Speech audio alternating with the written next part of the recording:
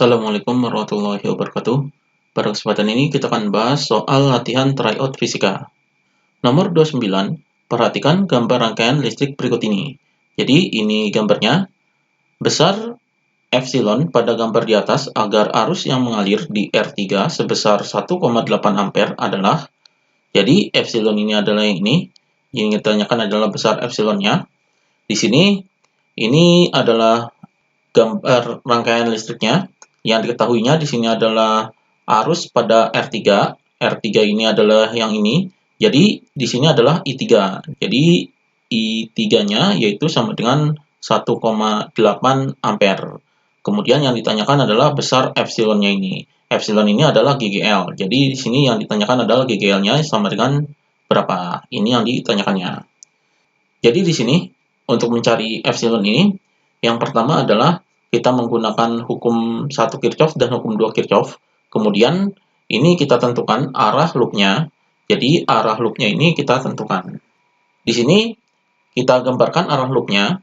Jadi yang pertama di sini adalah arah loopnya adalah ke sini. Jadi ini arah loopnya ini loop 1. Kemudian loop 2-nya kita misalkan adalah di sini. Jadi arah loopnya ini adalah kita misalkan atau kita gambarkan sembarang. Maka di sini kita menggunakan hukum 1 Kirchhoff-nya. Jadi hukum 1 Kirchhoff-nya ini dimisalkan titik percabangannya. Jadi titik percabangannya di sini, maka hukum 1 Kirchhoff adalah arus yang masuk. Jadi arus yang masuk ini adalah I1. Jadi I1-nya sama dengan, jadi arus yang masuk ini sama dengan arus yang keluar. Arus yang keluarnya adalah I2 dan I3. Jadi di sini I2 ditambah dengan I3. Jadi ini persamaan hukum 1 Kirchhoff-nya. Di sini I3-nya sudah diketahui, maka I1-nya sama dengan I2 ditambah dengan I3-nya adalah ini, 1,8. Jadi persamaannya adalah seperti ini. Kemudian kita gunakan hukum 2 Kirchhoff pada loop 1 dan loop 2. Jadi di sini adalah loop 1-nya, kemudian di sini adalah loop 2-nya. Kita analisis loop 1-nya terlebih dahulu. Jadi di sini loop 1. Jadi kita menggunakan hukum 2 Kirchhoff. Hukum 2 Kirchhoff-nya adalah sigma GGL ditambah dengan sigma IR, yaitu sama dengan 0. Jadi ini persamaan hukum 2 Kirchhoff-nya. Di sini kita cari pada loop 1 ini adalah jumlah GGL-nya. GGL pada loop 1 adalah ini dan ini. Kemudian karena arah loopnya ini seperti ini, maka yang dijumpai terlebih dahulu yaitu kutub negatif. Berarti di sini adalah min. Jadi GGL-nya di sini min 24. Kemudian loopnya ini berputar ke sini.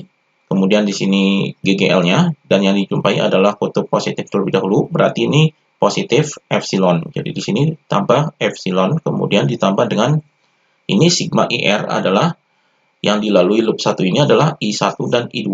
Berarti di sini I1 dikali dengan hambatan yang dilalui I1, jadi hambatan yang dilalui I1 adalah R1, yaitu 3. Berarti ini dikali dengan 3.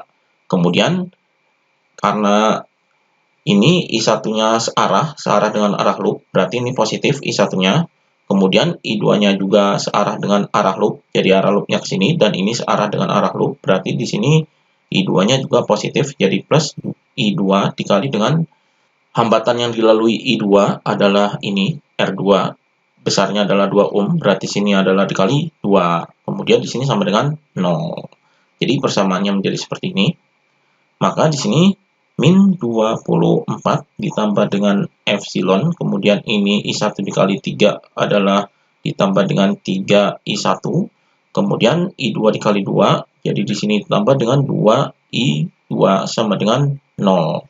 Ini min 24 bisa dipindahkan ke sini. Maka persamaannya adalah epsilon ditambah dengan 3I1 ditambah dengan 2I2 sama dengan ini 24-nya dipindah ke sini jadi positif, jadi 24. Jadi ini persamaan dari loop 1-nya. Kemudian kita kerjakan loop 2-nya. Jadi loop 2 di sini kita menggunakan hukum 2 Kirchhoff, ini loop 2-nya. Jadi di sini sigma GGL ditambah dengan sigma IR sama dengan 0. Jadi masih menggunakan hukum 2 Kirchhoff. Di sini jumlah GGL-nya. Jadi jumlah GGL pada loop 2 ini GGL yang dilalui loop 2 yaitu ini. Jadi yang dilalui loop 2 ini adalah ini saja, jadi GGL ini saja. Kemudian arah loopnya adalah ke sini. Jadi yang dijumpai terlebih dahulu adalah kutub positifnya. Berarti di sini GGL-nya positif, jadi ini GGL. Kemudian ini karena tidak ada GGL lagi, kemudian di sini adalah I. Berarti I-nya kita cari. Di sini arus yang dilalui loop 2 ini adalah I2 dan I3. Di sini I2-nya searah dengan arah loop, berarti di sini positif, jadi ditambah dengan I2 karena searah jadi positif. Kemudian I2 ini dikali dengan hambatan yang dilalui I2 adalah ini 2 ohm, berarti ini dikali 2. Kemudian yang dilalui loop 2 lagi adalah arus I3. Jadi I3-nya ini adalah berlawanan arah dengan loop 2, berarti ini negatif. Berarti di sini min I3 kemudian dikali dengan hambatan yang dilalui I3 adalah R3, yaitu 7 ohm, berarti ini dikali dengan 7. Kemudian di sini arusnya tidak ada lagi, berarti di sini sama dengan 0. Maka persamaannya menjadi seperti ini. Jadi di sini epsilon ditambah dengan I2 dikali 2 adalah 2I2, kemudian min I3-nya ini sudah diketahui, yaitu ini. Jadi di sini 1,8 dikali dengan 7 sama dengan 0. Maka hasilnya di sini adalah epsilon ditambah dengan 2I2 dikurangi dengan 1,8 dikali 7, hasilnya adalah 12,6. Kemudian di sini sama dengan 0. Jadi di sini min 12,6 ini bisa dipindahkan ke sini. Jadi persamaannya menjadi epsilon ditambah dengan 2I2 sama dengan, karena di sini minus kemudian dipindah ke sini jadi positif. Jadi di sini sama dengan 12,6. Jadi persamaannya menjadi seperti ini. Ini loop 2-nya. Jadi epsilon ditambah 2I2 sama dengan 12,6. Maka kita eliminasi dengan persamaan ini, yaitu dari loop 1. Jadi kita eliminasi, kita gabungkan ke sini. Jadi di sini epsilon ditambah dengan 2I2 sama dengan 12,6. Kemudian kita eliminasi saja. Jadi di sini sudah sama variabelnya. Di sini epsilon dan di sini epsilon. Kemudian di sini 2I2, 2I2. Ini adalah dikurangi. Berarti di sini 3I1 tidak ada di sini. Berarti di sini adalah 3I1 sama dengan ini 24 dikurangi 12,6. Hasilnya adalah 11,4. Jadi 3I1 sama dengan 11,4. Maka I1-nya di sini adalah sama dengan 11,4 dibagi dengan ini 3-nya dipindahkan ke bawah, jadi dibagi dengan 3. Hasilnya adalah sama dengan 11,4 dibagi 3, yaitu 3,8. Jadi ini hasilnya. Jadi I1-nya adalah 3,8 ampere. Ini I1-nya. Kemudian kita cari terlebih dahulu I2-nya. Untuk mencari epsilon ini kita cari terlebih dahulu I2-nya. Jadi I2-nya itu bisa dicari dari persamaan ini. Jadi di sini persamaannya I1 sama dengan I2 ditambah dengan 1,8. Di sini I1-nya sudah diketahui, yaitu ini. Jadi di sini 3,8 sama dengan I2 ditambah 1,8. Di sini 1,8 bisa dipindah ke sini, jadi 3,8 ini positif, berarti di sini negatif. 1,8 sama dengan I2. Jadi I2 sama dengan 3,8 dikurangi 1,8 adalah 2. Jadi di sini 2 ampere. Ini I2-nya. Maka epsilonnya kita cari dari persamaan ini. Jadi di sini epsilon ditambah dengan 2, kemudian I2-nya adalah ini. Jadi ini dikali 2 sama dengan 12,6.